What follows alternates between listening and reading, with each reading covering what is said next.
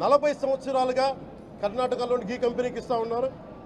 15,000 కేజీలు అవసరం అవుతుంది నెయ్యి, మనకి స్వచ్ఛమైన నెయ్యి. అలాంటిది వీళ్ళు 1000 రూపాయలు కొన్నదాన్ని వీళ్ళు 360 రూపాయలకే వస్తుందని చెప్పి ఎవరో మిడిల్ మ్యాన్ వచ్చి చెప్పారు.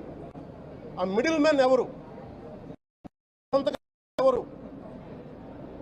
మీరు 1,00,000 లడ్డూలు మీరు అయోధ్యగా పంపించినప్పుడు మాట్లాడింది ఎవరు?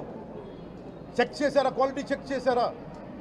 కోట్లాది మంది భగవంతుణ్ణి విశ్వాసం ప్రకటించే ప్రతి ఒక్కరి ఈ రోజున బాధకు గురయ్యారు.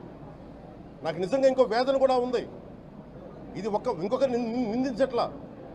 తిరుమలలో ఉండే ఇంతమంది సేవ చేసుకునే వ్యక్తులు కానీ మీరందరూ హిందువులే కదా. మీరందరూ టీటీలో ఉండే వందలాది మంది ఎంప్లాయీలు, ఉద్యోగులు, వేలాది మంది ఉద్యోగులు, మీరందరూ ఏం చేస్తున్నారు? మీరు హిందువులు కాదా? మీరు స్వామివారికి అపవిత్రం జరుగుతూ ఉంటే మీరు కల్తీ నేచరు మీకు తెలిసి కూడా మీరు ఎందుకు కాముకున్నారు? భయపడ్డారా? వైసీపీ అంటే వైవి సుబ్బారెడ్డి గారంటే భయపడ్డారా?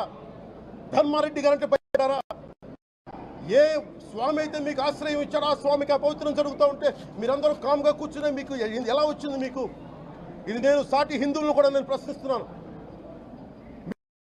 దీంట్లో ఇది ముందుగా ప్రతి హిందువు గౌరవించాల్సింది. దీన్ని మీ మతాన్ని మీరు గౌరవించుకోండి ఫస్ట్. ప్రతి హిందూ నేర్చుకోవాలి ఇది. ప్రతి హిందువు ఆత్మపరిశీలన చేసుకోవాలి. మీరు బయటికి రావాలి. తప్పు జరుగుతూ ఉంటే కూర్చొని చేతులు కట్టుకొని మనకెందుకులే అంటే ఇలాగే ఉంటాయి. ఇది మారాలి. నేను కూడా దీంట్లో భాగమే కాబట్టి నిజంగా నాకు ఇన్ని సమస్యలు చెప్పారు ఇన్ని సంవత్సరాలుగా.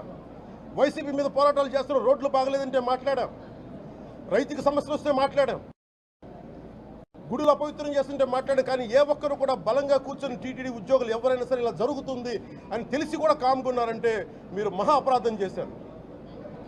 ఆ మహా అపరాధానికి నాకు సంబంధం లేకపోయినా ఈరోజు నేను ప్రాయశ్చిత దీక్ష మొదలుపెట్టాను. ఈరోజు 11 రోజులు స్వామివారికి నేను క్షమాపణలు కోరుకుంటూ దీక్ష తీసుకుంటున్నాను.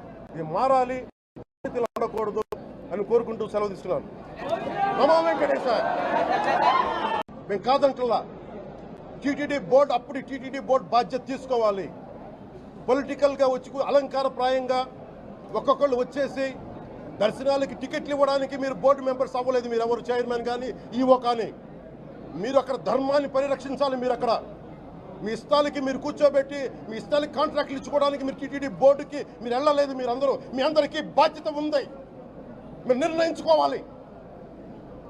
ఎవరికి కోపాలు రావు, ఎవరికి వేదన రాదు, ఎవరికి బాధలు రావుంటే కుదరదు. వస్తాయి బాధలు, వేదన ఉంది, మాట్లాడతాం. మర్చిపోకండి ఎవరు. గత ముఖ్యమంత్రి గారు కూడా నేను చేస్తా ఉన్నాను. జగన్మోహన్ రెడ్డి గారికి కూడా ఇదే చర్చకి జరిగితే మీరు ఊరుకుంటారా? ఒక మసీదుకి జరిగితే ఊరుకుంటారా? ఒక తిరుమలకి జరిగినప్పుడు ఎందుకు వెనకేసుకొస్తారు? రాకండి. ఏ మతం మీద దాడి జరిగినా సంపూర్ణంగా నాతో సహా మేము ఖండిస్తాం. ఇస్లాం మీద దాడి జరిగితే మేము మాట్లాడతాం. క్రిస్టియానిటీ మీద దాడి జరిగితే మేము మాట్లాడతాం. హిందూ ధర్మం మీద, సనాతన ధర్మం మీద దాడి జరిగితే కూడా నేను మాట్లాడతాను. ఇది మొదటిసారి కాదు, మేమందరం మాట్లాడతాం. ఇది ప్రాథమిక హక్కు. ఇది పరస్పర విశ్వాసాలను గౌరవించుకోవడం చాలా చాలా అవసరం. ఇది అందరికీ తెలియజేస్తున్నాను. ఇది దోషులకి కఠిన శిక్ష పడాలి. అలాగే ముఖ్యమంత్రి గారికి కూడా నేను తెలియజేసుకున్నాను. చంద్రబాబు నాయుడు గారికి కూడా క్యాబినెట్ మీటింగ్ జరగాలి, అసెంబ్లీలో చర్చ జరగాలి. అసలు టీటీడీ ట్రస్ట్లో ఎన్ని అవకతవకలు జరిగినాయి, దీని మీద కూలంకషంగా దీని మీద చర్చలు జరగాలి.